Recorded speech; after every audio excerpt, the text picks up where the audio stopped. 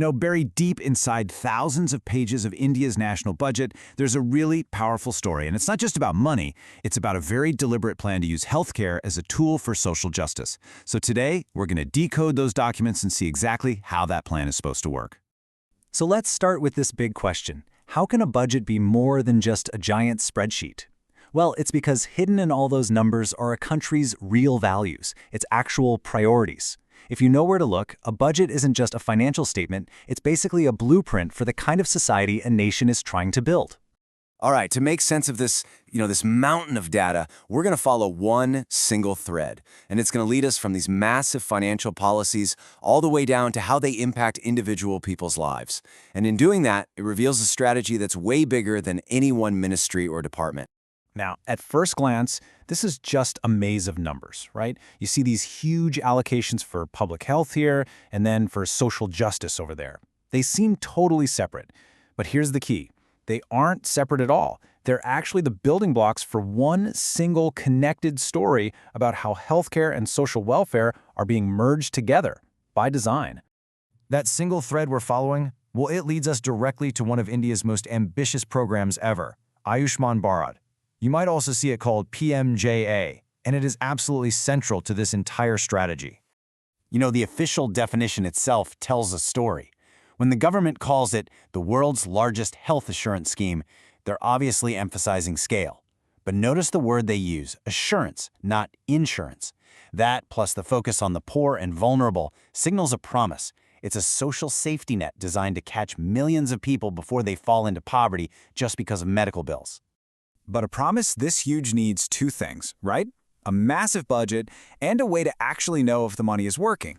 So let's follow the money and see how the government tracks its journey from just a number on a page to a real impact in the world. Okay, this part might sound a little technical, but it's super important. The government uses this output-outcome monitoring framework to create a chain of accountability. It connects the money they spend, they call that the outlay, to the direct actions they take, which are the outputs, and then finally to the big picture results they're hoping for, the outcomes. So here's the starting point, the outlay. The budget estimates a massive 9,500 crore rupees for this program in 2026-27. Just to put that in perspective, 1 crore is 10 million. So we're talking about an investment of 95 billion rupees. That's the number that sets everything else in motion. So what does all that cash actually do? Well, this is the output. The target is to directly fund 300 lakh, that's 30 million, hospital admissions. See how it transforms that huge budget line into a concrete, measurable action that you can actually track? And this right here brings us to the ultimate goal, the outcome. It's not just about spending money. The real measure of success is this, a 5% increase in the hospitalization rate for beneficiaries. In other words, are more people who actually need care getting it? That's the question this whole thing is trying to answer. This brings us right to the heart of our story, social justice. We've seen the what and the how. Now let's get into the who. Where is all this money specifically targeted to make the biggest possible social impact? If you dig into the expenditure details, the documents reveal a really clear and deliberate strategy. PMJA isn't just a generic health scheme for everyone. It's being actively used as a targeted tool to push for social equity. And why is that? Well, because access to healthcare is a foundational step. It lets people pursue education and jobs without being terrified of medical debt. And you can see it right here in the hard numbers. The budget carves out specific funding streams inside the PMJA program, one for scheduled castes and one for scheduled tribes. Put them together, and that's over 2,400 crores earmarked with the explicit goal of improving healthcare access for these specific communities. Now, this is where the story takes a surprisingly modern turn. I mean, for a lot of us, this is going to be very relatable. This massive government policy is actually adapting to huge changes in the modern workforce. This quote from the Budget Implementation Report is a total game changer.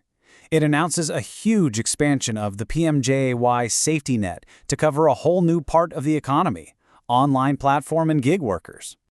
And this isn't some abstract policy, right? This directly impacts the gig economy workers that so many of us rely on every single day. We're talking about people working with companies like Uber, Zomato, and Amazon.